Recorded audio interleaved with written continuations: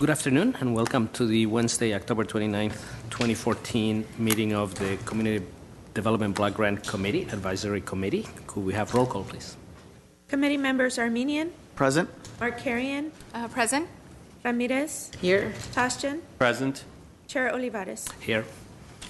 The agenda for the October 29, 2014 meeting of the CDBG Advisory Committee was posted on or before Friday, October 24, 2014 on the bulletin board outside City Hall. Item 2, minutes. A, approval of the minutes of the February 21st, February 24th, April 23rd, and July 31st, 2014 CDBG Advisory Committee meetings. This was a carryover because we didn't have a quorum. Last time. And just as a reminder, Chair Olivares, you were not present on February 21st or 24th, so we would ask you to abstain. Correct. On April 23rd, Markarian and Tashjian were absent, and on July 31st, Ramirez and Tashjian. So we would We're all ask here, you so to abstain. Okay. we could have a motion for approval. Could you approve kind of in orders so that we can vote and not vote? Sure, we could do February 21st and 24th together if that's what you would like to do. That would be fine. Unless somebody has comments on the minutes. No? So I'd like to make a motion to approve February 21, 2014 and February 24th, 2014 CDBG meeting minutes. And I'll second that. Roll call. Committee members Armenian, Yes. Markarian, Yes. Ramirez, Yes. Tashjian, Yes. Olivares. Abstain. Okay. Okay, then we'll do Wednesday, April 23rd minutes. Move approval? Second. Okay, roll call, please. Committee members Armenian, Yes. Markarian, Abstain. Ramirez, Yes. Tashjian, Abstain. and Olivares. Yes. Okay, that cleans up the minutes. Next item would be oral communications. Do we have cards? I don't have any cards in front of me. Did we approve July 31? July. Yeah, we still need July 31st. We need the 31st. Oh, I'm sorry. Did I jump over one? Yeah, there's one more. Let me back up. Okay, 31st. Yes, I'm sorry. I'll move to approve July 31st, 2014 minutes. I'll second that. Okay, roll call. Committee members Armenian, Yes. Markarian, Yes. Ramirez, Abstain. Tashjian, Abstain. Chair Olivares. Yes. Thank you. Okay. Item 3 is oral communications. I don't have any cards. Is there anybody who wants to speak and fill out a card? No? Okay, thank you. Item 4, business agenda. A, reports information only at 1. Receive report regarding 2013-14 CDBG Social Service Performance Report from fiscal year 2013-14 CDBG funded social service programs. Yes. Yes, thank you, Mr. Chair. Members of the committee, I wanted to just give you a brief overview of the fiscal year 2013-14 CDBG Social Service Performance Report, which is essentially the accomplishments of each of the agencies that were funded out of CDBG last year, and this ends in June 30th, 2014. And basically, it's very much the goals that were reported previously are pretty much in line what we had discussed as far as the accomplishments of each of the agencies. If you look at overall, we served over 1,639 persons. Now, that's unduplicated numbers. Some people come back for additional services or other services, and we're counting individual households. If you look at the family and that we serve, it will be a lot more. But these are the unduplicated counts that we use to report to the advisory committee and to HUD, is the 1,639 served. We had a goal of serving 1,382, and we met our goal and surpassed our goal. We also expended pretty much almost 100% of our social service funds as well. Left $1,000 balance left. All in all, we did have some great projects and some great programs that met all their goals and their accomplishments and their outcomes. So if there's any questions from the committee on any of these projects, we can answer those questions. Okay, thank you. Any questions? Is there any areas that you'd note for improvement? Committee member Armina, we did look at a few, and we're looking at, for example, I know Youth and Family did not meet its goals. There were a few others that slightly missed the goals, but all in all, it doesn't look like anybody really was not meeting the performance measurements on this. This year, we are not funding Youth and Family out of the block grant programs, but everyone else that you'll see here is actually funded for 2014-15, and we'll be getting their performance reports in this month as well. But no significant changes are needed. Okay, thank you. Next. Item 482, receive report regarding status of current CDBG capital improvement projects. Mr. Chair, members of the committee, in addition to the social services, we wanted to give you an update on the projects that were implemented in 2013-14. These are the capital improvement projects, including the city projects and nonprofit projects. It's important to note that the nonprofits do play a significant role in community development, and a lot of the projects you recommend for funding were implemented and completed in 13-14. I'll start off with the city projects. You're aware that we completed 4 major park projects, including Palmer Park, Maryland Park, Pacific Park, and Maple Park recently in July. We looked, I think it's about almost $3 million of expenditures in these programs that we had. Oh, I'm sorry, Palmer Park is still in design. Maryland, Pacific, and Maple were the major projects that we completed. Palmer Park is scheduled for completion next year. But those are very significant projects because of the amount of persons benefiting from that. A lot of the new features, of course, artificial turf is new.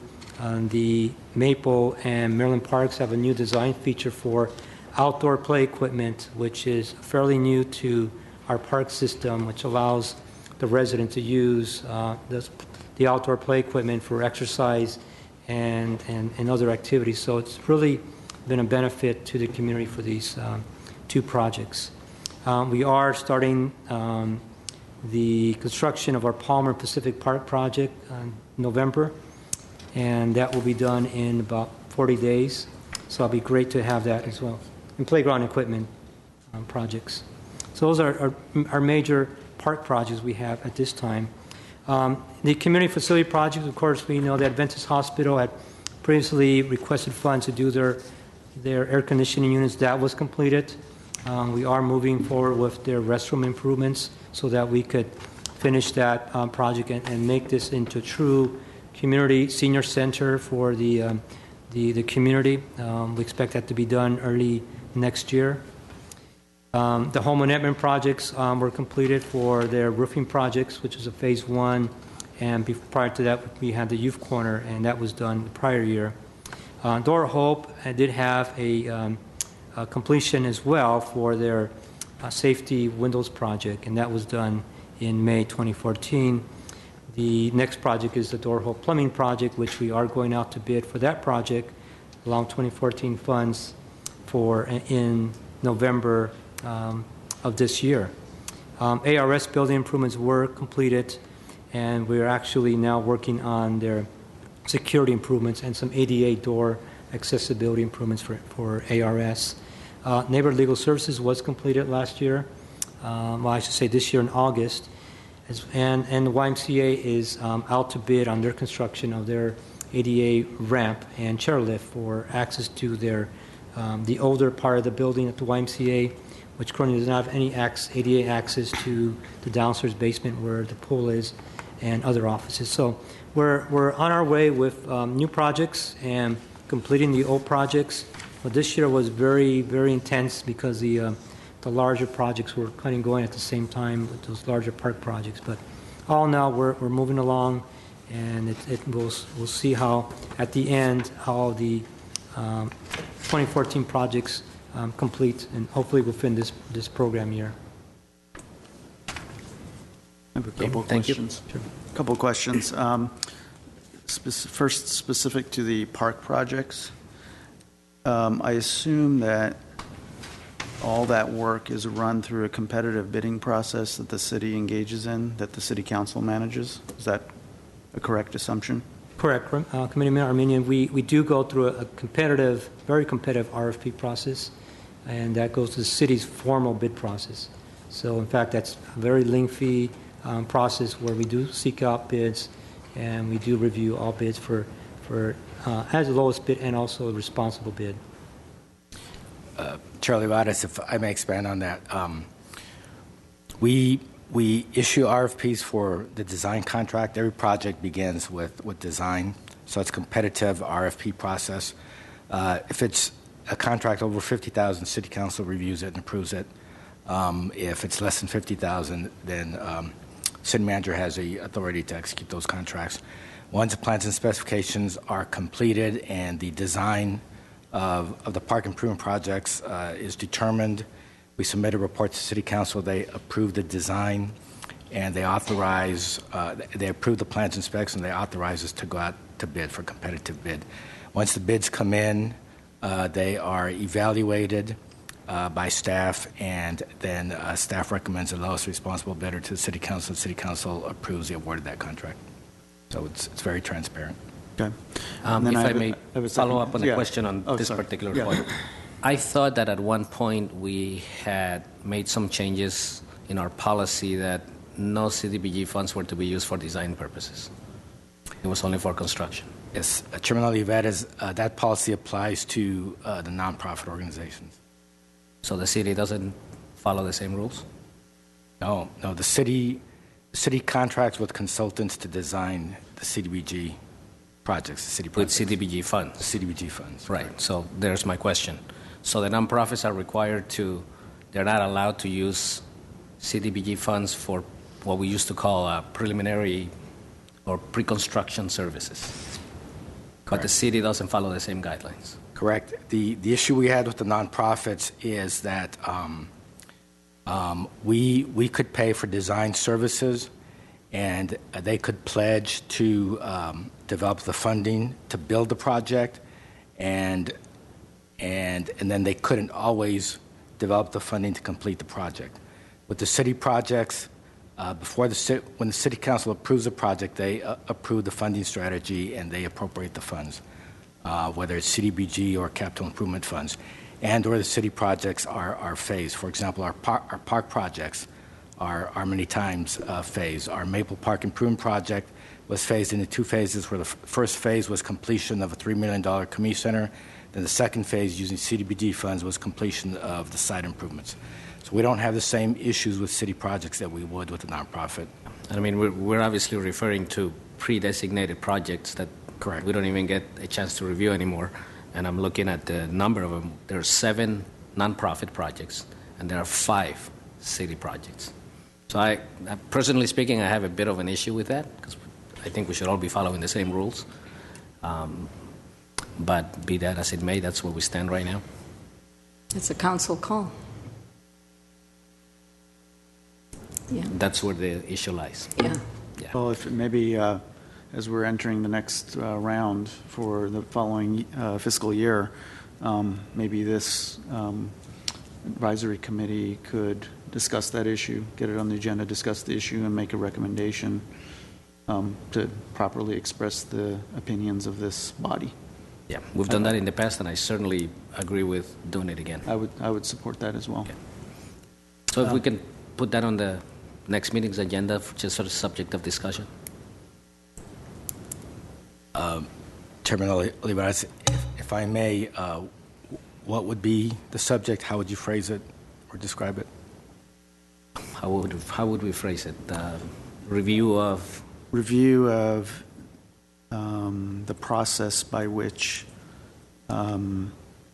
funds are allocated to preliminary design of any project, whether it's pre-designated city projects or nonprofit. Okay. So the discussion would be whether to recommend that the city projects be under the same policy of CDBG funds not being used for design? I don't think we're recommending anything at this point. I think we want to have a discussion. So But that would be the issue to be discussed. That would be the Allocation discussion. around funding. I would say consistency of allocations between the city and nonprofits. Well, if I can expand on that a little bit, the overall strategy that we follow is that parks in southern Glendale are eligible for CDBG funds. So City Council determines that if Southern Glendale parks are eligible for CDBG funds, then we should use those funds for Southern Glendale parks. And all of the non-Southern Glendale parks have to be funded with capital improvement funds or general revenue funds. Right now, there is very little general revenue funds to be funding parks that are not located in Southern Glendale. So the strategy is to take full advantage of the funds that are available to use for park development. And if Southern Glendale parks are eligible to be used for all costs, all development costs, whether it's design or consultants or project management or engineering or permits, in addition to construction, the City Council feels that it should be using the CDBG funds to pay for the entire cost of rehabilitation development projects in Southern Glendale. Well, and I guess the issue, Mr. Duran, is that we are putting a tougher burden on nonprofits that have less budgets than the city has, albeit the city obviously is always looking to maximize the impact of its funds, but you're putting a higher requirement on the nonprofits, are you not? The way we view that is there is a higher risk with nonprofit organizations using CDBG funds for upfront costs. That risk is very low on city projects because the city funding to complete the projects is there. With nonprofits, we learned our lesson, and we would give them the benefit of the doubt because we wanted more than anyone else to use CDBG funds as seed money to get them going, to get them started, to design a project, to be able to show it or market it and sell it and raise the funds, but they weren't always able to, and we got burned.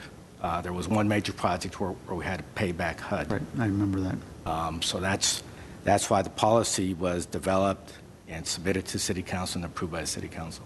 Yeah, and I think my recollection, and this is why I question it, is because I don't recall having a specific conversation about separating the way the city handled it and the way nonprofits handled it.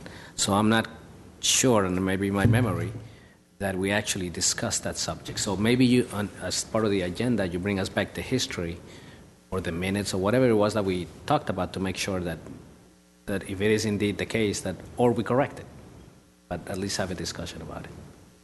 Mr. Chair, if I may, do we categorize based on the community need assessment? I understand that South Glendale Parks development is very important, but do we have like a number of parks that we can allocate funds to? I mean, we see like 4 parks that are asking for fund allocation, but is there like a limit to how many, so we can really be assessing the community need and kind of meeting those needs in addition to the parks?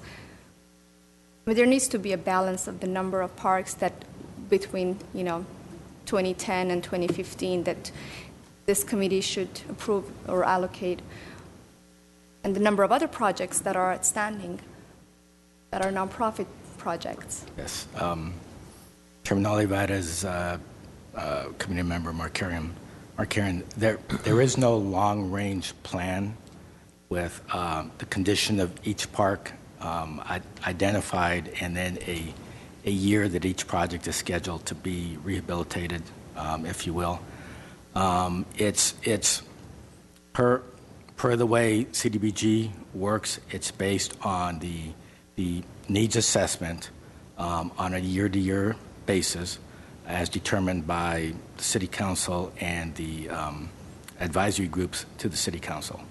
All I can tell you is that historically the City Council has agreed to pre-designate one park project per year, and of course they're all Southern Glendale parks, so it's been Maple and Palmer and Carr and Cerritos. and all of the southern Glendale parks. But the committee and the council is never funding more than one park at one time.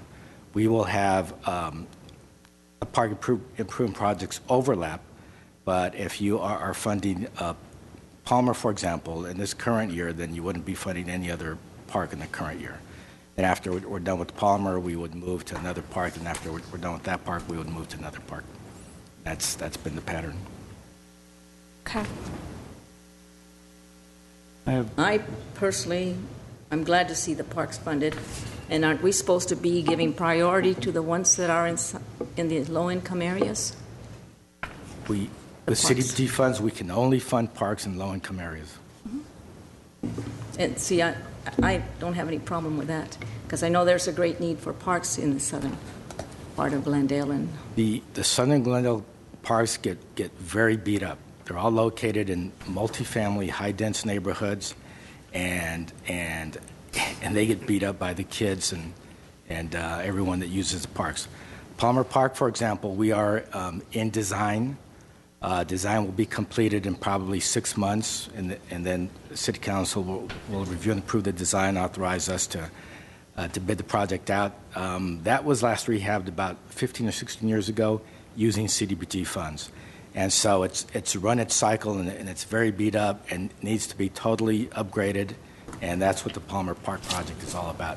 The same thing with Maple. I think we used CDBG funds for Maple Park probably 20 years ago, and so we recycled it back as another CDBG project. Chair, may I? Mr. Duran, how many South Glendale parks do we have? I mean, we've counted 5 here. Is there more than 5? Palmer Park, Maryland, Pacific Park, Maple, and Carr. Are there more than these parks in the Cerritos Park, okay, which was also developed with CDBG funds, what, about 8-9 years ago? In cooperation with the school district, right? Correct. that was Pacific also, right? That was a joint use project, a Pacific Park project. And the other thing we need to remember is in most cases, we allocate CDBG funds in multiple years.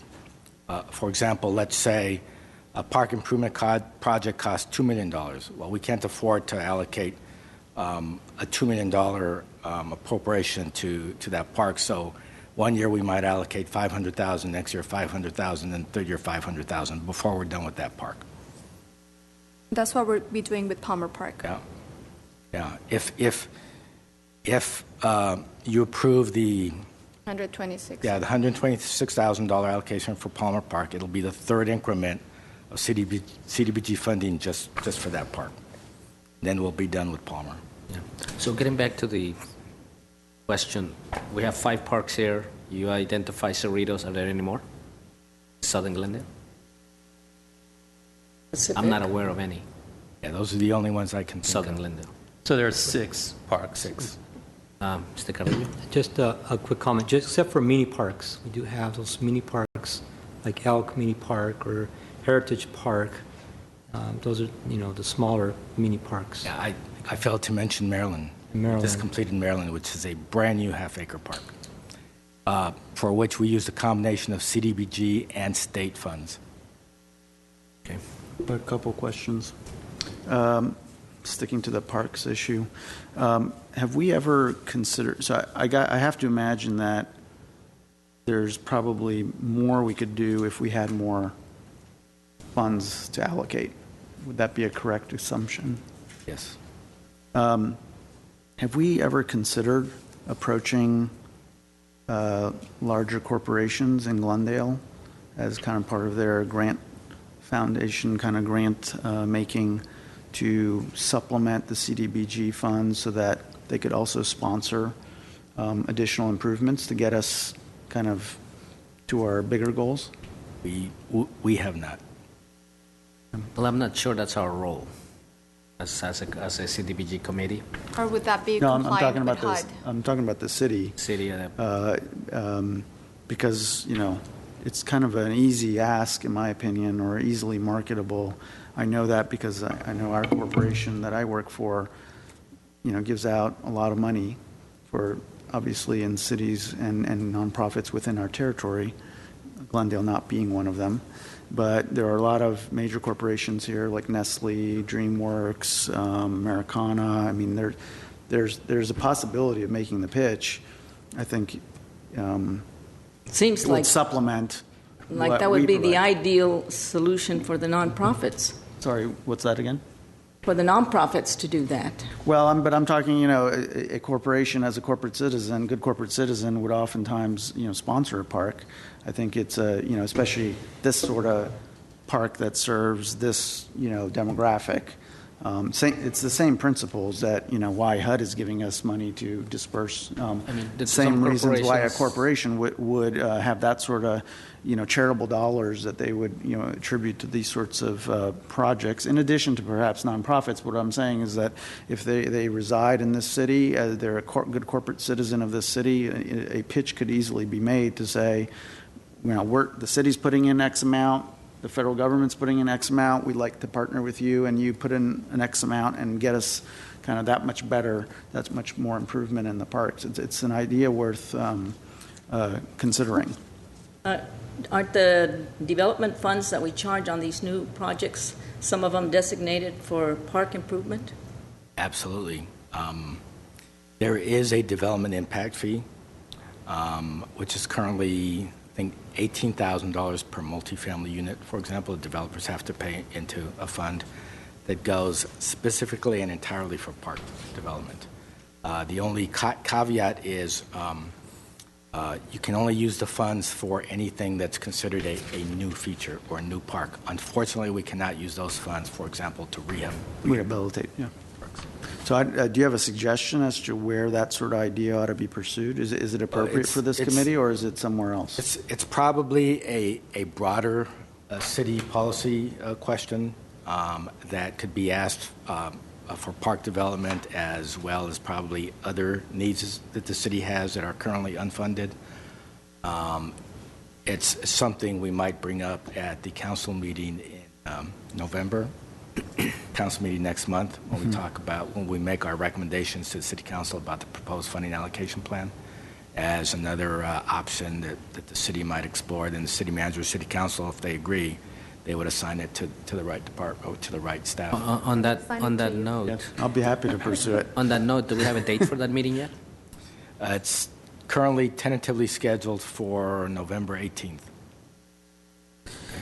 Okay, I'll also certainly reflect it back to my appointing council members so that I share that idea with them if that's where it'll first be discussed. Second question I have is, so, we fund a lot of programs such as homeless programs, and they obviously, kind of jobs programs, and the intent there is to help people who are economically disadvantaged kind of get on their feet, either through shelter or through other programs that might give them skills. Have we ever considered building into any of these sorts of capital improvement projects a jobs part whereby they would provide some employment to those sorts of people as part of a kind of a circular cycle where, we're investing funds, where obviously, there's some jobs that are specialized which would not be appropriate, but there are some jobs that would be more manual labor whereby people that you're trying to help get on their feet, if you can also provide the economic conditions in which, they could get a first job at something through either a contract or something, it's a circular process that kind of helps one part of the program, by also directing some of the other parts of the program. Has anything like that been considered in the past? Committee member Armenian, no, we have not considered that in the past. I don't know how that might sit with the HUD rules and regulations. I think it's difficult enough, and I think I can speak for the nonprofit organizations, with the number of rules and regulations and requirements and conditions that we have already, and them being able to comply and give us the reports that are required, and us to have the staff resources to monitor, to evaluate the reports and monitor the programs and evaluate their financial statements and their monthly invoices or quarterly invoices. It might be difficult to try to develop and establish a new set of requirements. It's something that we would have to explore further to give you a more definitive answer as to the feasibility or practicality. But the idea is a good one. The concept's a good one. If it would help us create more job opportunities for people that need it, we can explore it. I'd appreciate at least an initial exploration of it. It's always, there's always bureaucratic barriers. Sometimes we got to fight the bureaucracy to come up with things that are creative that kind of give you the exponential effect. And, we're spending all this money on all these projects. For example, I remember at the last minute we made some decisions on Glendale Youth Alliance. And, there are programs that we're funding specifically whose purposes are that sort of objective, right? And if you could kind of create a self-fulfilling prophecy of economic improvement where they're also helping with the projects in which they're also being helped by, it's a good, I think, objective. Certainly there's a lot of details involved in doing it properly to make sure there's accountability, but I think it's an idea worth at least considering. Thank you. I do have one more question on the ARS project. It seems to be taking a long time. Am I off on my schedule here, or? Chairman Olivares, yes, that is one of the projects that was delayed a bit. Part of the reason why is the IRS had originally asked for ADA improvements and well as ADA doors, security, carpeting, interior improvements. But what had happened at ARS, and I'm sure I'm allowed to mention this, that they did have some security issues at ARS. So originally, because they did not get funded fully, they were going to do the interior improvements, but they changed their scope of work, which had already been approved by the committee, just slightly to include security improvements. So they have been going to some extra design. They did have a break-in during work hours, and that really had them think twice about making a priority the security improvements system. But correct, that did delay their project, and we did give them some time to provide us their scope of work. Okay. Further questions now? Okay, thank you. So let's go on to the next item, the fun one every year. So I will introduce it, and I I will could read it into the record. Okay. Please. 4B, action items at once, selection of new chair and vice chair. Okay, very well. I will pass the gavel on. Who's the secretary, by the way? I serve as the secretary Okay. to the committee. Do I get to throw it at you, or do you pick it up? Or? It's okay, I think I can do with that. The way I understand it is that the nomination is opened up and anyone could nominate anyone for chair. Is that correct? Yes, committee members can nominate another committee member or themselves. And if there's more than one person nominated, then when I do the roll call, then you can answer with the name of the person that you wish to vote for. Otherwise, a yes or no will suffice. Well, with that said, then I would nominate Vice Chair Markarian for the office of chair. Do you accept that nomination? No, actually, I would nominate, I think we have so many qualified individuals on this chamber, and I have served as a chair in the past, and I would like to give that opportunity to Mr. Armenian. I would nominate you're Mr. declining Armenian. your nomination? Yes, I'm declining the nomination. And now you're making a new nomination? Yes, Mr. Armenian. You nominate Okay. Mr. Armenian. So now it's, Can I nominate a vice chair, or? No, we have Not to at vote this on, time. we have to vote on this the one. chair first. Committee member Armenian, do you accept? I accept if the board I would second so that. wishes. I would second that. Okay. You don't Well, need a we don't- second. Or have We a don't need to discussion. second it, but we could vote yes or no on that, correct? Correct, or if someone else has another nomination, I could take that at this time. Are there any further nominations? He says no. No, I think I gathered when he nominated me. I I'm think, I think we're all set. I think it was protocol, I believe, to go from chair Thank to you. vice chair. Thank you for your confidence. And now that we know what's going to happen, I guess we go to the yes and no vote, correct? That is correct. All right, So I good. have a Okay. nomination for committee member Armenian, and I can, if I don't, well, I'll go ahead and close the nominations and proceed to roll call. Committee Member Armenian? Abstain. Or you could say yes. Really? Come I'm on. voting for yourself, Let's isn't make it? it unanimous. Okay. Markarian? Yes. Yes. Juarez? Absolutely. Tashin? Yes. And Ramirez? Yes. Okay. I now declare Committee Member Armenian the duly elected Chair of the CDBG Advisory Committee. Mr. Chair, the task before you now is to open the floor for nominations for Vice Chair. Right. And So you're I- also welcome to switch chairs or stay at the same place and just get the gavel. Let's do that and either we'll way. switch. Okay. First of all, I want to express my thanks to my fellow committee committee members for their confidence, and I hope I will fulfill those duties as you expect in the coming year. I'll now open it up for nominations for Vice Chair.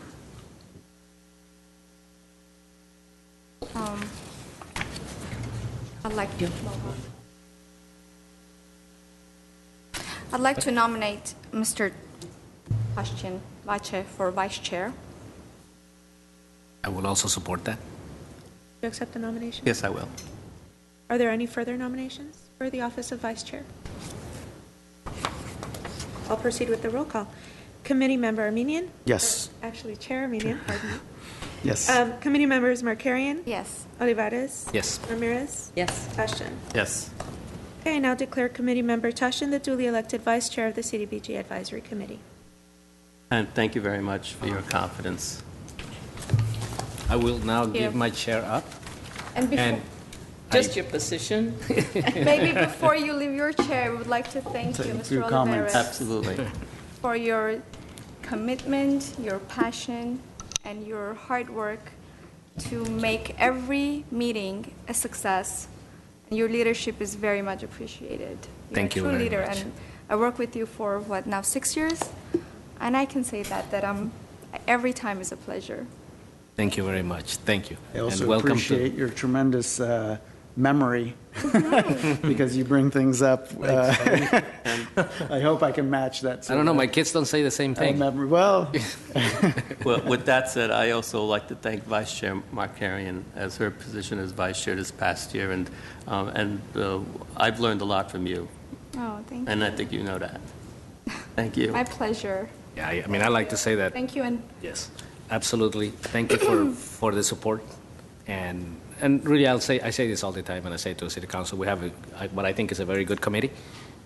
And, we'll continue doing the same work we've been doing for a long time, so And we thank have you. a great staff that supports us at every meeting, preparing the best detailed report, and we can't do this without your due diligence and all the work that you do. So thank you, Mr. Duran, for your leadership, Mr. Correas, for all that you do and your commitment, and of course, Iris, always.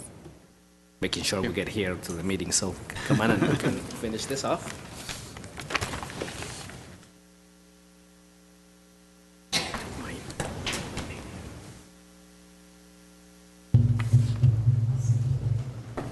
Welcome. Thank you.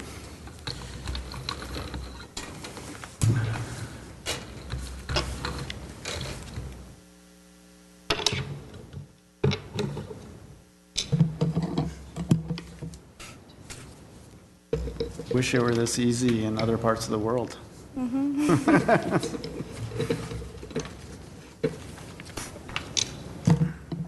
Not everything is hard at the city level, sometimes.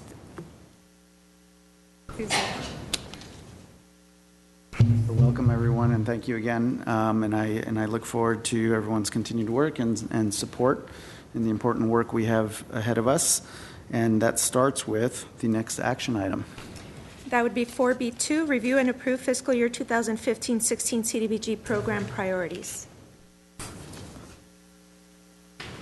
Yes, Mr. Chair, members of the committee, I just wanted to give you a very brief overview of our assessment process for the program priorities for fiscal year 2015-16 and how we came about that. And I apologize, there was one public comments that we missed, and we'll get that to you as soon as possible regarding the public hearing we had on September 24th. And unfortunately, I didn't get that in the packet here. But I will kind of just go over very briefly the needs assessment and where staff saw some changes or not based on our prior year priorities. And the committee has reviewed priorities for the past couple of years and some certainly a longer period of time. This year we began with a survey that surveyed community residents regarding the community needs. And if you saw the long legal size survey we handed out last time, we had about 300 people fill that out already. And we took those surveys and we are halfway through analyzing them and inputting into the system. And what you see on tables 1 and 2, you'll see the survey results. That's an important piece because that gives us, I would say, kind of an unbiased opinion of what the services needs are from the community based on their perceptions. In addition, we did have a public hearing on September 24th at Mann Elementary School.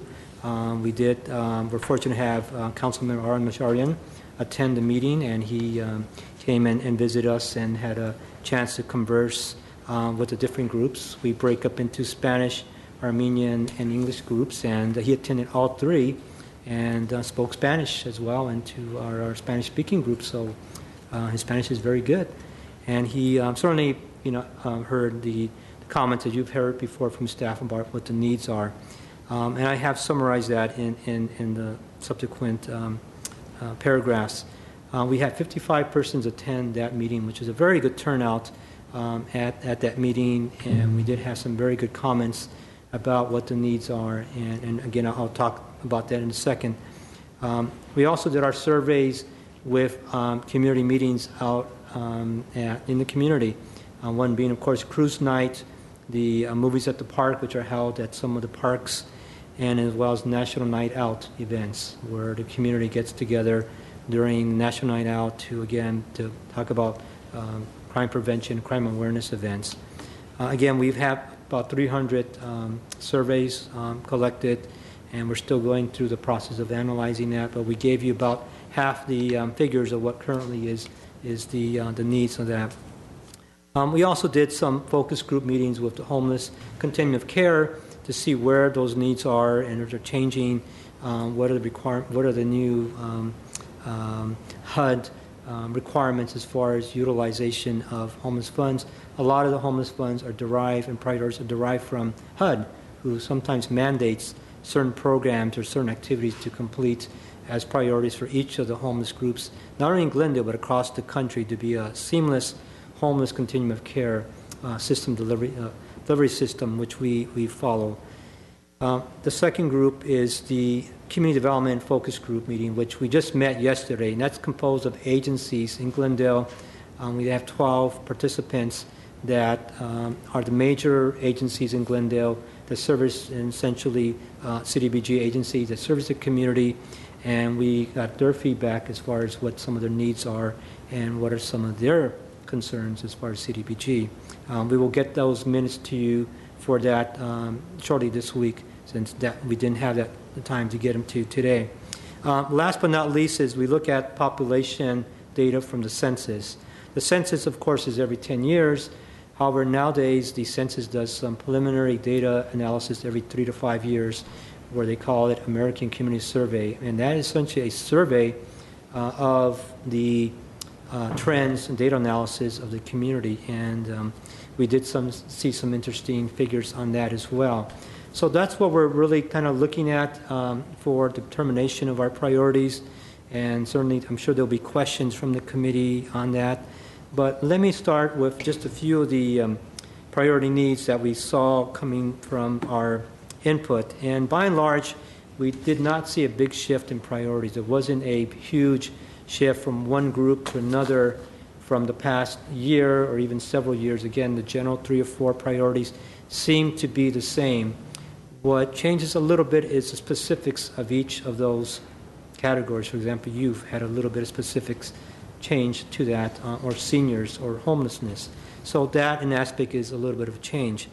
The public services that we saw were, of course, at-risk youth programs were certainly highly listed in our community meetings and in our survey. I believe youth was like number 4, but it certainly was one of the top of the survey. If you look at Table 2, the preschool child care, tutoring, employment for youth, were certainly high items ranking in our survey. And again, once we complete the survey, we'll have a better idea of exactly how these all stand. But currently in Table 2, you'll see where some of these exact specific type of programs are ranking right now in our survey. And by and large, they really resemble our meetings with the public at the public community meetings where they identify, for example, youth recreation activities. And that seems to be something that really in recreation programs, certainly the community wants to see more of. And they certainly appreciate the parks that are out there and the equipment, physical education equipment out there, but they want to see more recreation activities. Employment and programs, as was mentioned before, is also very high in our list of priorities. The community did look at the survey and ranked that really high overall as, I believe, number 2. And that was certainly always been high ranking from even previous years. And again, they're looking at ESL, job placement, basic skill training as those high need job employment training programs. What also was lifted a bit this year was homeless services. And homeless services included homeless prevention, emergency shelters, mental health services, and homeless employment services for the homeless.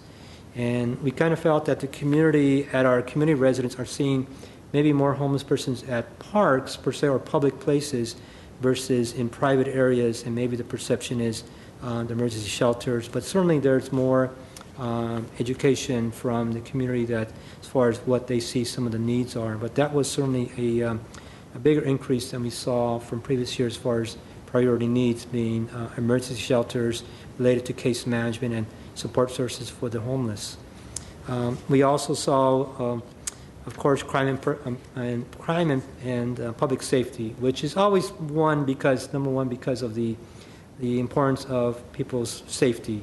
And those crime prevention programs relate to not only the police department, certainly for safety, but also the drug prevention programs and alcohol prevention programs for youth, juvenile programs. So programs like STAR, who work with youth and police department, were noted as those type of programs we need more of.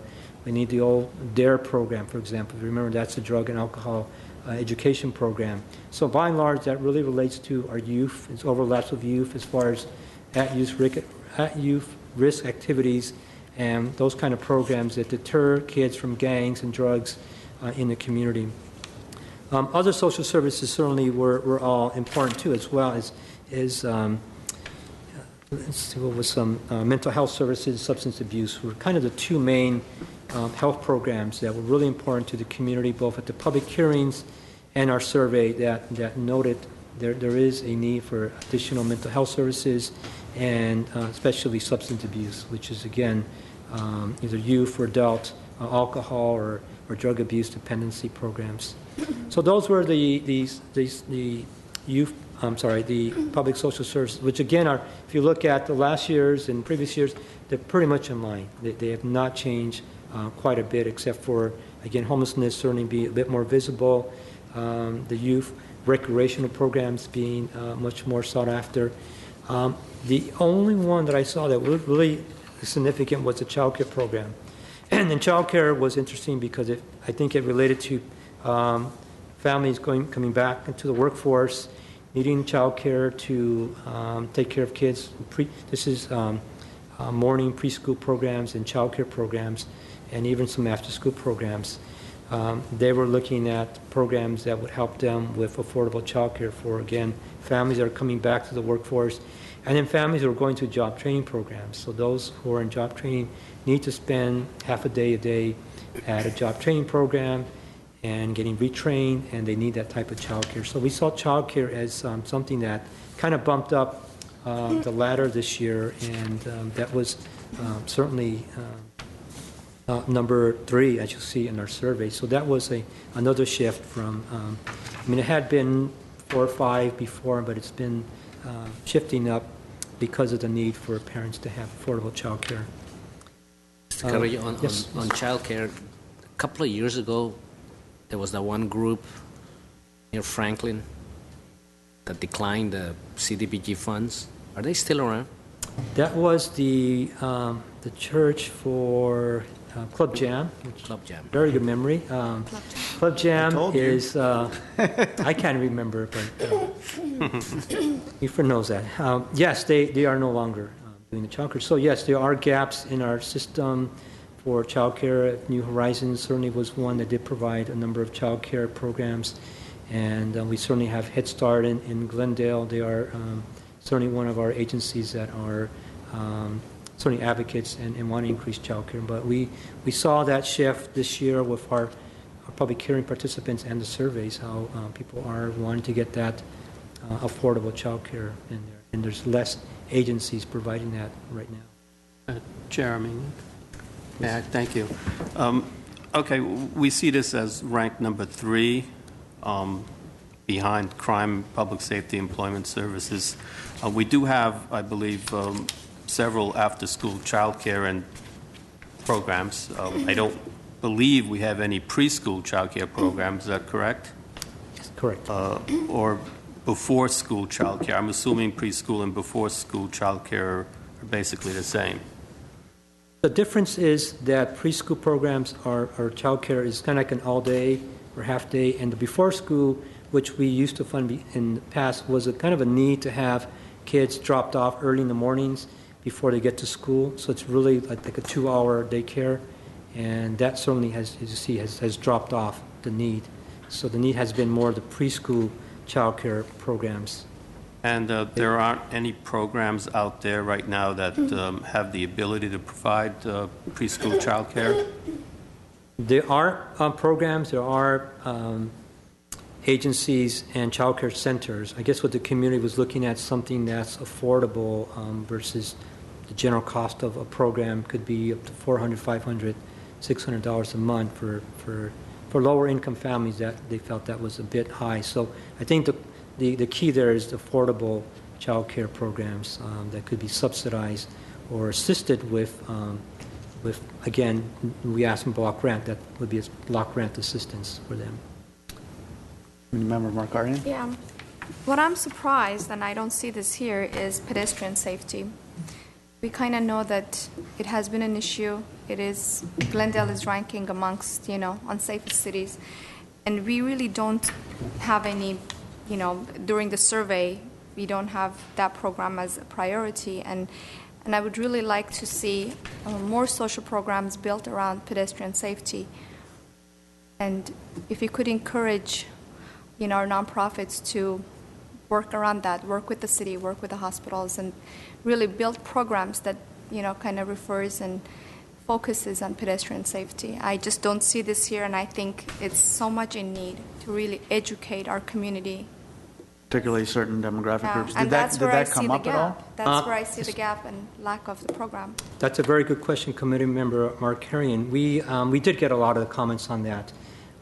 We kind of grouped those comments into the neighborhood improvements aspect of improvements, because CDBG not necessarily does those kind of awareness programs. We Has to be indirectly do. specific.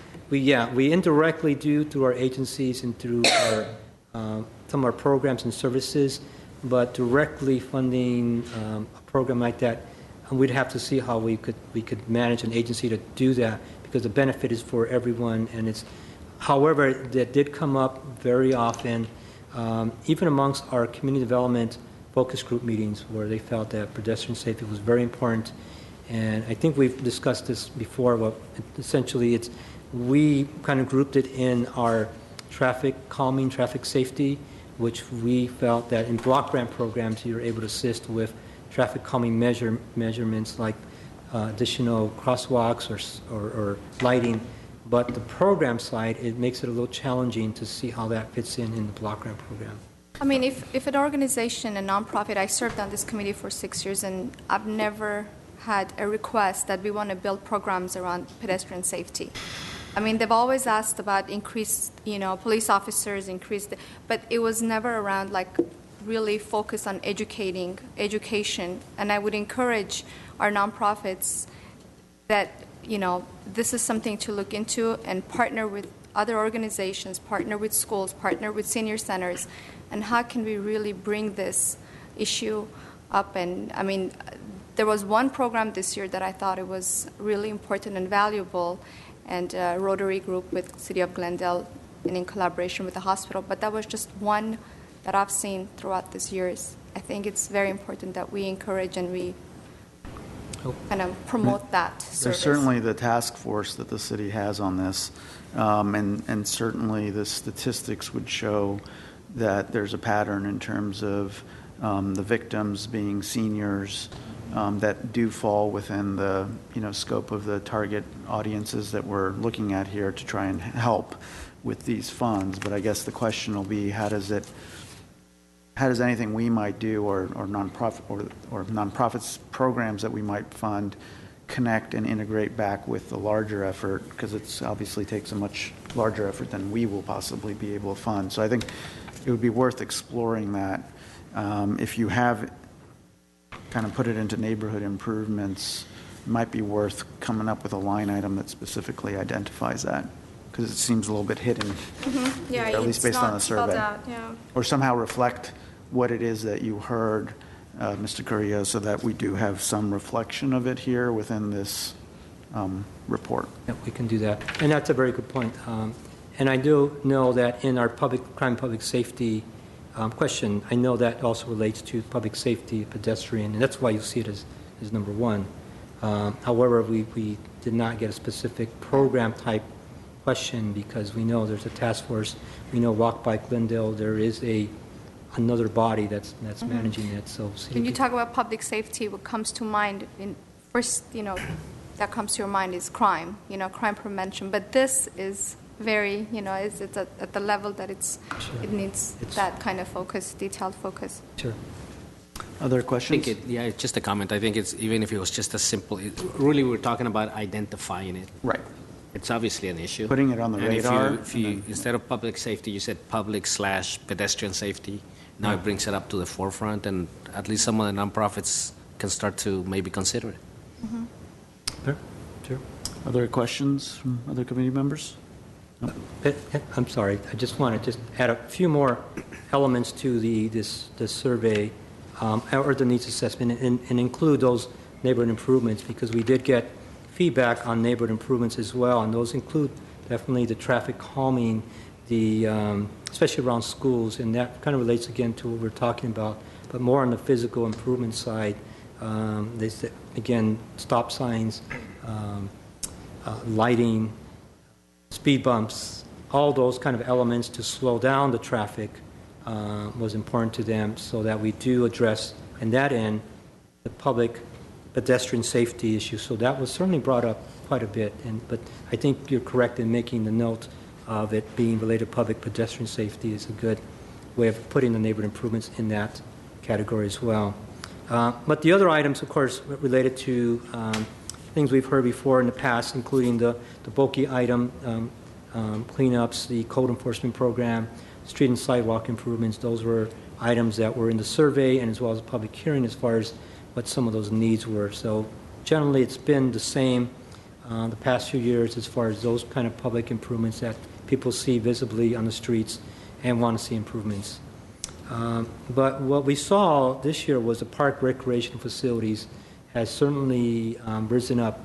And again, in being in southern Glendale target areas and doing our surveys there and the meetings, we did see quite a bit of interest in park features, such as those physical education equipment that's at parks, the outdoor play equipment, any type of recreation equipment for the community was really highly emphasized. And they asked me to emphasize it very strongly, that certainly those kind of equipment, those fitness programs, nutritional programs that are now being also operated by, for example, Glendale Adventist Medical Center's team that are doing a lot of nutrition programs here in the community, to really emphasize that type of outdoor fitness and recreational facilities. So we saw a lot of that at the public hearing, and I believe in our physical education or our physical improvements survey, that came out pretty high too, as far as people wanting to see, in our community facilities, parks and recreational facilities was number one, followed by youth centers and childcare centers. So they certainly wanted to see that part, and that's in table, should be table 2. And that's certainly what we saw as well. And again, we did see, again, the homeless continuum of care comments were, again, related to emergency shelters, mental health services, case management, homeless prevention. Not a lot of shift there. We know that that still is a work in progress, and we want to continue to support the programs that are assisting the homeless here in Glendale. We did develop some proposed priorities on page 3 and page 4. I certainly would welcome to look at those, and we do need, I believe, a motion to approve those and look at that. And then also we did provide some census data for you to look at for what is the demographic pictures in Glendale. We know that some of the South Glendale areas are in higher poverty rates than overall city.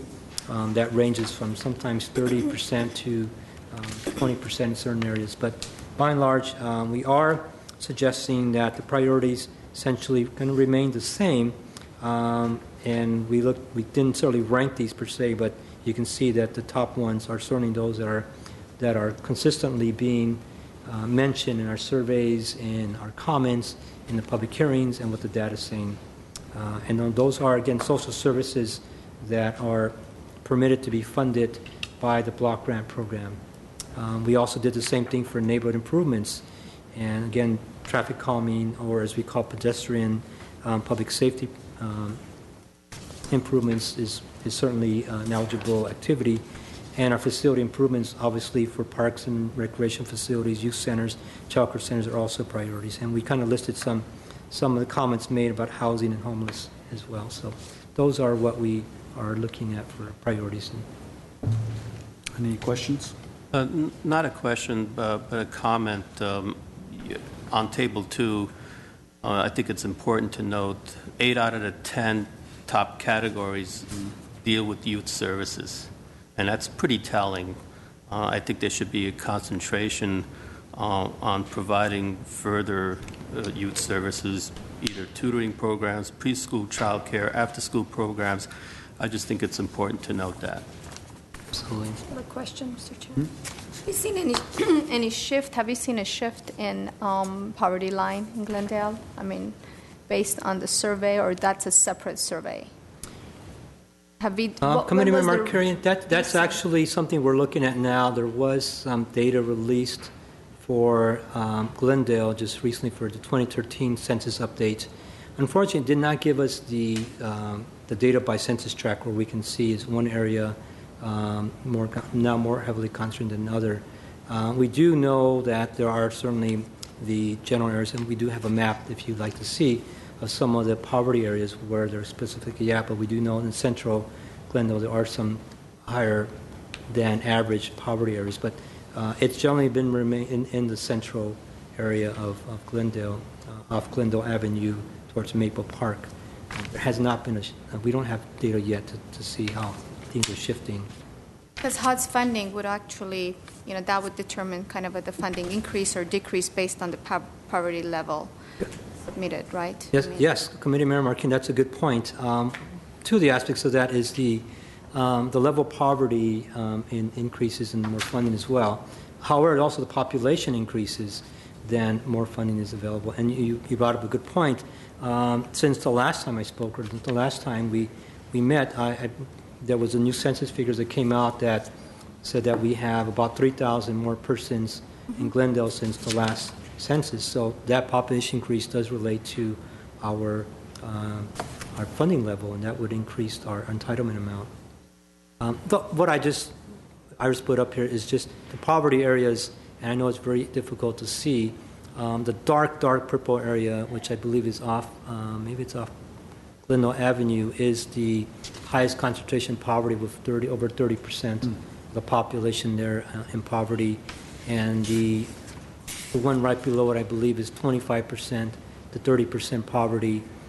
And above that, to the left of that, Iris, just to the left, which is kind of Pacific Park area, I believe, is the 19 to 25% poverty area. If we were to say the zip code, would that be the 91205? 91204 on the left, just right below the area, arrow. To the right of that is the 91205 zip Okay. code. So 91204, 91205. The little white area there is Adams Hill.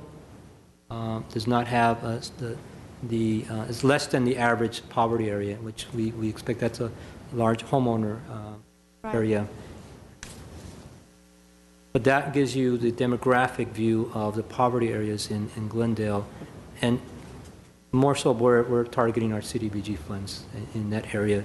A large part, of course, is the public parks that the community uses for recreation.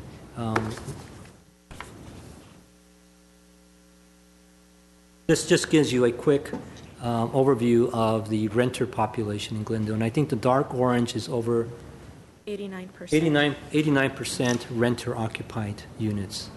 And you'll see the dark areas. The one below that is 79 to 89%. 79 to 89%. So we know that Glendale has about a 65% renter population overall.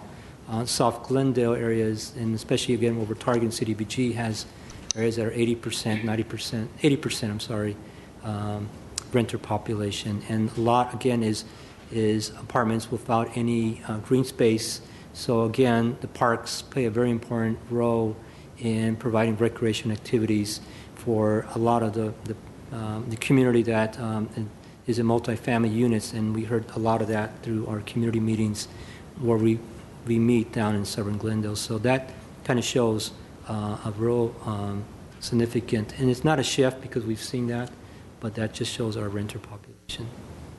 Thank you. Sorry. Any other questions or comments? I have a couple quick questions. So in your proposed priorities, obviously that's a very long list. Are they in any sort of priority order, or should we not read it that way? Mr. Chair, there are not necessarily any priority order. I did highlight the five that I saw, the first 5 bullets that we saw, including seniors, that are the ones that are commented the most from our community residents. I mean, by and large, we want to complete our survey and complete everything, but we didn't have time to do that, to give you an accurate reading of exactly what were the survey results. Again, surveys are one aspect of the communities, and our comments from the community, certainly comments from the committee are another aspect of that. So will you share the final survey Yes. analysis Yes. when you do it? And the second thing is, I know you've got this under the category of neighborhood improvements where the first bullet is traffic calming. It would be wonderful if you could make sure that pedestrian safety is reflected in there, spelled out specifically. Other questions, comments? Okay, thank you. Thank you. I would move to approve the recommendations of staff. Second? Second that? Okay. Take a vote. Committee members Markarian, Yes. Ramirez, Yes. Tashtian, Yes. Vice Chair Olivares, Yes. and Chair Armenian. Yes. Next agenda item, please. Item 4B3, review and approve preliminary fiscal year 2015-16 CDBG funding allocation plan by funding category. Yes, Mr. Chair, members of the committee, what we have is in the spreadsheet is the proposed fiscal year 15-16 estimated HUD allocation and the funding allocation per funding category. This is a very preliminary figure. We have not received any information from HUD as far as what our allocation is going to be. One good news is that we are getting back, well, we had been paying back those funds from HUD for a project that was determined ineligible. So we're back to our regular entitlement, which we estimate at $1.7 million. Unfortunately, we have been using prior year balances of funds that will add to the amount of funds available. We've utilized those funds for a number of projects, and largely because we need to expend those funds to meet our, of course, our HUD expenditure rates, which we have met the past few years. So this gives us a $1.7 million estimate. We're hopeful that we will get some program income funds, some other additional funding from HUD, but we'll have to wait and see. The part that certainly impacts our social service agencies is the amount of public service funds is reduced about $2,000 from $257,000 to $255,000. We're hoping again that our entitlement increases a little bit and will keep us at the same level as last year to make it a lot more efficient, easier. We are certainly challenged to be as accurate as possible with our allocations now with HUD, but it's really challenging to know exactly whether we're too conservative or too optimistic, but that's the figure we're going to, and we'll discuss that for the RFP at this point. We also anticipate allocating $1.1 million in capital improvement funds. For pre-designated projects, it's $755 for the code enforcement program at $370,000, which is a reduction of $6,000. And of course, our annual payment to the Section 108 for the Ascension Emergency Shelter will remain basically the same. We do anticipate wanting to include a new homeless employment program, which is a new effort by our staff to supplement our other homeless programs that are currently here in Glendale, and our Palmer Park Improvement Project, which Mr. Duran has discussed, that's currently under design for $128,000. We also wanted to allocate a little bit more towards those designated community projects for the nonprofits at amount of $350,000 so that we could certainly continue to make an impact towards the community on meeting their needs for the facility improvement projects. Total balance of being $1.7 million as an estimated allocation from HUD. The community projects that you're referencing are the capital projects, correct? Correct. Mm-hmm.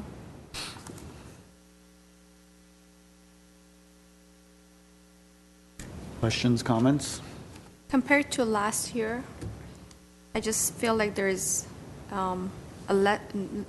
less requests for community projects under undesignated. Is that accurate? Under the capital improvements. Right, under capital improvements. Committee member America, I believe it's about the same. I think we've got, I can remember from previous years. I think you're right. I think there's a list. So short to me. Yes, correct. Right? Yeah, but these don't reflect the actual proposal. Obviously, we funded less than what some of those proposals were. Correct, but the requests are. Well, I think if I make a comment on that, there's a shift, perceptive shift on the community that a lot of the money is being pre-designated. So I have to imagine that organizations are hesitant to spend the time. Take on big, yeah. Because, I mean, if you look at the 1.7, about 900,000 of it is pre-designated. I think if you look back 2 years before, and I don't know how many years before we started down this trend of pre-designated projects, you would have seen a lot more of the proposals coming through. Hmm. And I think that's, from my perspective, disappointing. Well, we'll look at what the nonprofits we funded and how many of them are complete or on the process of being completed. I think that's an excellent use of funds.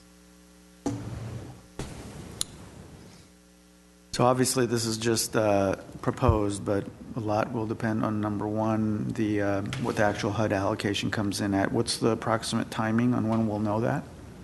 Mr. Chair, usually it comes out in February, March. We hope that gets something very early. It's difficult to estimate because of certainly the election and waiting to get a final approved budget. We are under a continuing resolution would expire in December, so the funds will have to be renewed by the new Congress.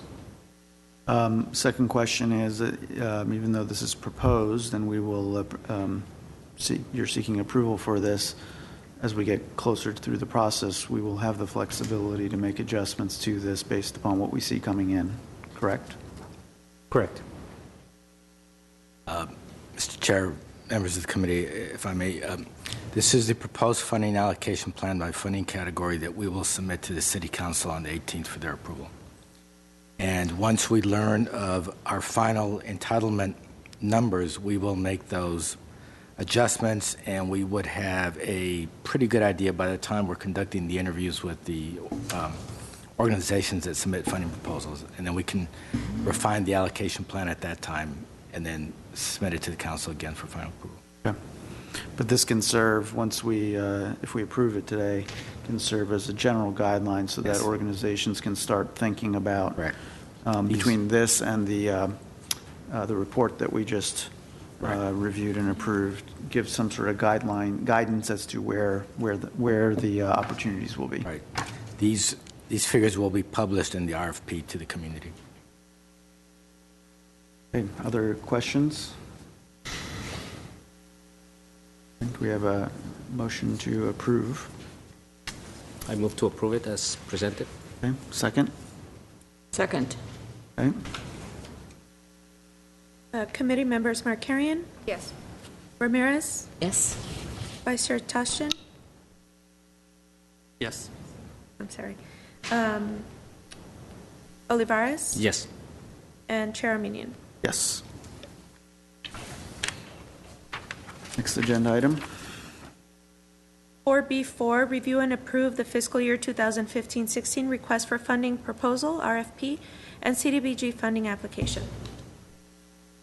Yes, Mr. Chair, members of the committee, what you have before you is the draft RFP for the social service and capital improvement projects. Of course, I'm not going to go through the entire RFP, but just again, this is the RFP that we would like to send out to the community for the first one, the capital improvement projects, which again increases the amount of funding to $350,000 for agencies to apply for funds. From our perspective, we're not making any significant changes to the RFP or the application itself. We certainly know it's a competitive process, and our agencies will do their best to complete an application that is acceptable to our staff and to the committee and to the city. We certainly want to make sure that agencies are attending the technical assistance meetings. The RFP is expected to go out shortly after council approves the entire CDBG funding allocation funds and the RFPs, which is expected to be on this November 20th, and we hope to have that RFP out. We will certainly let our agencies know ahead of time when we're expecting to release the RFPs.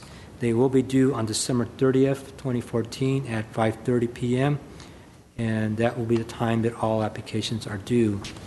We do want to have a technical assistance meeting for the agencies to make sure they understand the RFP, the application, and ask those questions prior to their submittal so that there's no misunderstandings and you get the best application that they can provide. And that's scheduled for Monday. No, I believe it's scheduled for Tuesday, December 2nd, 2014. The social services is again similar to that. We did not make any significant changes to that. We do know the priorities that you approved were tentatively added in here, and we'll certainly emphasize the comments made by the committee members regarding the pedestrian safety programs. That's a very good comment to add to any of the agencies to make sure they're educating everyone and having their participants attend meetings for education. The same applies to them. They will be notified of the RFP shortly after the council or before the council approves it, and at the time the council approves it, November 20th would be the date that the RFP is open. They will have again a technical assistance meeting on December 2nd, and applications are due December 30th at 5:30 p.m. And the funding that we're recommending again is $255,000 for this year. So those are the RFPs. We will go through them again, make sure we're covering those suggestions about the priorities in the RFP and have those available for our agencies to begin to start writing their proposals. One comment on this pedestrian safety issue. I don't know what the best way will be for you guys to convey that during your conversations or communications with the groups, but it would be important not to duplicate efforts with what's going on with the city, or I know that the city is also seeking state funds for those sorts of things. So we have to somehow give some clarity on anything that might come in, so that they don't spend a lot of time spinning their wheels with proposals that end up being, duplicating work that's already being considered by, let's say, Glendale Police Department and the city, et cetera. So I think it's got to be something that's complements what's going out there. And in order for them to do that, I think we need some sort of summary of where the task force is, what sort of programs the city might already be seeking funds for from other sources, so that we make sure we really narrowly target anything that we might fund to ensure that we're not, because we have such little funds that whatever we might, and that specific topic has a lot of needs, so we got to make sure it's really targeted right. Chair Marion, members of the committee, if I may, one thought that immediately comes to mind as part of the RFP, we could ask a question as part of the RFP if they would be willing to host a traffic safety workshop where we can have our police officers attend a workshop with their clients and talk about pedestrian safety. And that would be something quick and easy, won't take any additional staff resources, and we would be hitting the target, captured audience, if you will, and I don't think that would be duplicating anything that's already on the horizon. That's exactly what I had in mind. So we'll do that. Other questions on these applications? No. I have one question, and maybe it's an oversight on my part. Under your budget form, where you list what's eligible and what is not, obviously the policy now is architectural services, engineering, those things are not eligible. But I do see on the bottom of the budget form a line item for contingency. So if I'm a nonprofit putting together this budget form, I'm basically being told to include 10% as a contingency item, which is a good idea in any construction project. My question is the following: since we're actually telling them to do this, and I know you're in control of disbursing those funds, how many of these projects have been using the contingency, and how much of the contingency has been retained on our end? Mr. Olivares, that's a very good question. Zero. All agencies, unfortunately, we do have this in the budget, but as you know, a lot of times they're not funded 100%. So a lot of times what they would rely on is their own funds for the contingencies, and most of the times they're not used because we're right on budget, and any contingencies they do they'll use their own. So maybe, if at all, sometimes 2% contingencies are used, but most of it is absorbed into the project itself. So that other 8% is really kind of already in the base bid. Sample. And that's what I was leading to. I mean, Yeah. we all have contingencies and we have needs, we tend to use it. Yeah. And who approves those? Who approves the use of the contingency and the purpose? The staff, along with the agency, will work together, and sometimes there are architects or another third party to look at contingencies. A lot of them are related to change orders, for example, to items that we did not know of that need repair. Okay, thank you. I have a question. Yes. Thank you, Chair. I mean, what type of outreach programs are out there that are being offered for those agencies who are not familiar with the funding, with the request for proposals? Is there something that would notify them, hey, there's some monies here, you're welcome to apply, and this is the procedure and this is the process? Can you elaborate on that for me, please? Yeah, we do have a mailing list of a number of Glendale nonprofits, and it's a significant number who don't necessarily always apply for block grant programs. So we do send out letters to the nonprofits that are not, have or have not been receiving CDBG funds. So we do a mailing outreach. We do announcements in the paper. Certainly during the time of this year when our staff is at meetings, we'll announce RFP processes are happening. Generally, it's announcements, it's ads in the paper, and it's our mailing list that we use that whenever nonprofit comes to Glendale, we do sometimes outreach to them saying this, if you want to be on our mailing list, not only for CDBG programs, but for public hearings or focus group meetings to involve them in CDBG. And that's where we get the new nonprofits in Glendale. We do know that some of those are reluctant to apply because of the requirements or so on, but we do meet with a number of them each year to just go over the process. And a lot of information is available on our website as well.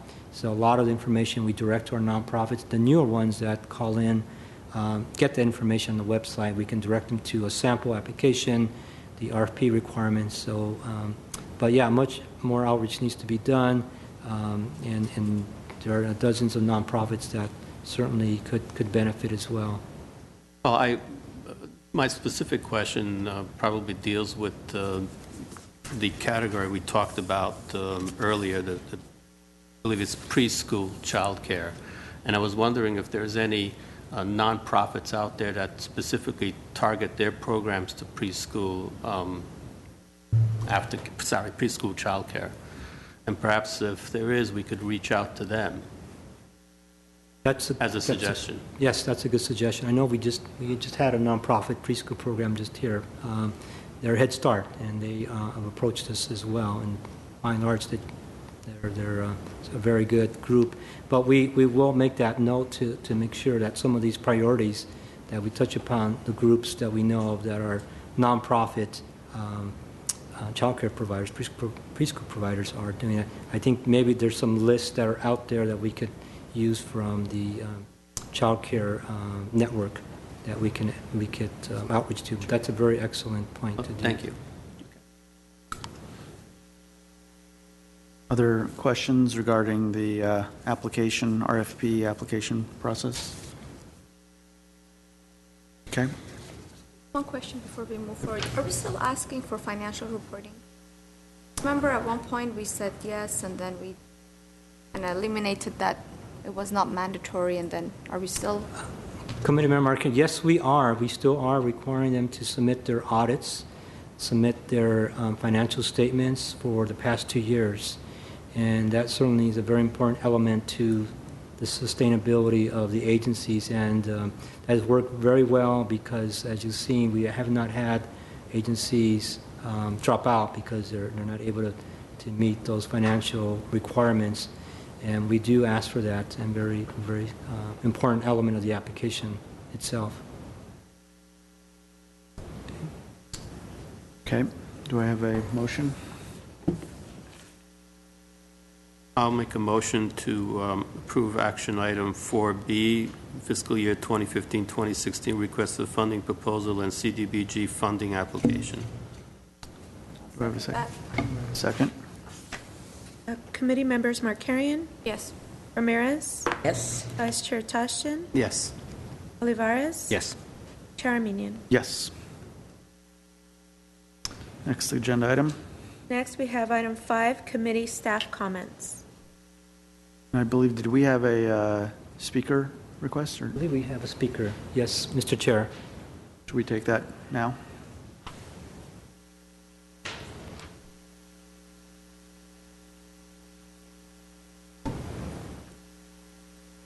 Hi, thank you very much. I'm Sharon. I'm so sorry. If I Oh, could sorry. read it back into so we're going back into oral communications, back to item 3, Yes. the opening? Okay. Yes. So item Thank you. 3, oral communications. Thank you. I want to publicly thank Moise. He's a wonderful attribute for this committee and for this city, and is always accessible to all of the nonprofit leaders at any time, answering all of our questions and giving us encouragement at those times that we need it. I think all of us in this room know of the nonprofit that hurt the funding of many others. Some nonprofits might be at a higher risk, and yes, I think the city did learn a good lesson. But I do feel, and a lot of nonprofit leaders feel, that it was a case that probably should have never been approved, and one that if their own board had asked the right questions and held their own ED accountable, it would have never taken place. I think there's so many of us in this committee that are working on the top 5 needs, and we work on those every single year. I believe that a good nonprofit leader, and a good nonprofit board stays abreast of current trends and those needs, and they address them on an ongoing basis. I know I believe and feel lucky to be a nonprofit leader in Glendale because I think we are so rich in the nonprofits that are working hard to keep this community afloat. Glendale's mean household income is below Los Angeles, and that's always a shock to me. We're at 11.1% live below the poverty level. 26% of the city's female households are in poverty, and 25% of South Central Corridor of Glendale, with some pockets up to 34%. 20% of our youth are unemployed, including my own son, a recent college graduate and A student. Therefore, he has no health insurance, even with the Affordable Health Care Act. 19.3 to 24.8% of families have no health insurance, and that does not include the undocumented people living here. 53.8% of unemployed have no health insurance. When I moved to Glendale in the late 60s, Glendale was considered an upper middle class neighborhood, upper middle class city, and I moved from Burbank. But today, Glendale's poverty level is 5% more than Burbank and 2% more than Pasadena's, and I'm really shocked at those numbers. And Ms. Markarian, I know that Walk Bike Glendale is working on an initiative. We've been working on collaborative grants to provide some pedestrian safety based on a children issue and working with us collaboratively in the schools. So I'm going to encourage them to also apply for a city block grant. I think they're a wonderful organization that can do a lot of good here.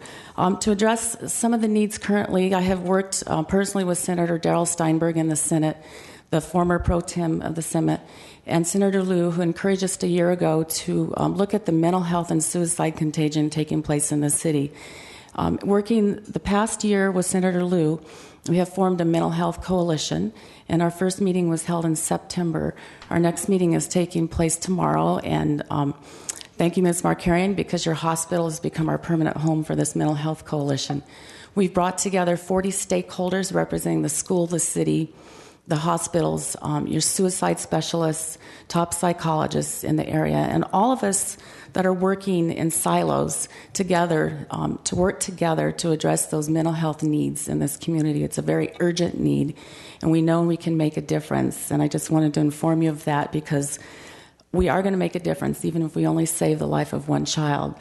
So much has happened in this city that you're probably not aware of with the suicide, the attempted suicide, the bullying, the suicide encouragement that is taking place on social media. And we are trying to work with some of the politicians in the area to see if there's something that can be done on a state and national level. Senator Steinberg's goal is that we will take this pilot project of this mental health coalition back to the state Senate, and he will then send it out to his senators and assemblymen, to hope that they can create a pilot program in their community. And again, we are fortunate in this city because we try to keep abreast of the issues, but we all need to work together and stop working in silos and make a difference in the lives of our children. Glendale Healthy Kids is celebrating their 20th year, and we have a firefighters dinner this Saturday, which is an annual guest who's coming to do an event, but our 20th birthday celebration takes place on November the 8th at the home of Rick Bignati. I just encourage you to join us, and if you're free tomorrow night, please come to Glendale Adventist Medical Center at 6 o'clock in their auditorium and take a peek at this mental health coalition. I think you'll be quite pleased. And it takes a community, it takes a village, and we're going to make a difference. Thank you for the time. If I could ask you, I don't know if we did this formal part, if you could state your name for the record. I'm sorry, yes. It's Sharon Townsend with Glendale Healthy Kids. Okay, and I have a second question on the mental health coalition. Is the coalition looking at the demographic nature? We are looking at the demographics. We have everybody at the table, Dee Dee Hirsch, Foothill Family Services, the hospitals. We are looking at all the demographics of the populations throughout the community and very involved with Dick Sheehan and the school district and their psychologists on this as well. Thank you. Thank you very much. Thank you very much. Thank you. Now I guess we'll go back to previous scheduled programming. Sure. Item 5, committee staff comments. Staff comments? No. Start there. No. Talked enough? It's your chance to say your unhappy thoughts. Actually, if I may, Chair Armenian and committee members, I just wanted to remind you of the upcoming, well, not so upcoming, but in February and March meetings.